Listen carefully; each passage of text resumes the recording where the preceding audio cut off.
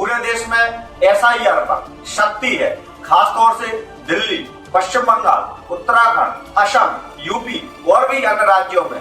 लेकिन दोस्तों, चौंकाने वाली बात यह है कि भारत के लोग सब कुछ सरकार के भरोसे छोड़ देते हैं। घुसपैठियों अब बड़े बड़े शहर छोड़कर कस्बे और छोटे छोटे गांव की तरफ अपना रुख कर रहे हैं। बच्चे भीख मांग रहे हैं, औरतें बच्चों को लेकर भीख मांग रही हैं और कोई छोटा मोटा सामान लेकर घूम रहा है, कोई बाबा बनकर गांव गांव घूम रहा है। हजारों घुसपैठिए छोटे छोटे गांव कस्बों में घूम रहे हैं, छिप छिप कर रह रहे हैं और इंतजार कर रहे हैं एसआईआर पर सख्ती कम हो और फिर बड़े शहरों की तरफ रुख करें। आप लोगों को यदि ऐसे लोग मिले तो तुरंत आधार कार्ड के बारे में पूछें।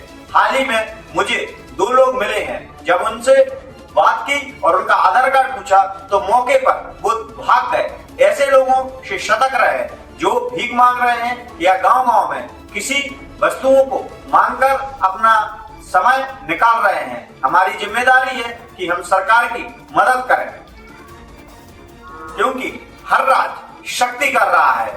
यूपी योगी सरकार ने सभी जिलाधिकारियों को कार्रवाई के निर्देश दिए हैं। पहले सेंटर में रखे जाएंगे, इसके बाद सत्यापन कर उनको वापस भेजा जाएगा। पूरे देश में चौंकाने वाले नतीजे सामने आ रहे हैं। महाराष्ट्र में अब तक 1000 से अधिक घुसपैठियों को वापस भेजा जा चुका है। उत्तराखंड में 18 घुसपैठियों को गिरफ्तार किया गया है। वहीं दिल्ली और यूपी में सख्त कार्रवाई हो रही है। पश्चिम बंगाल की बात करें तो पश्चिम बंगाल में मेला लगा हुआ है।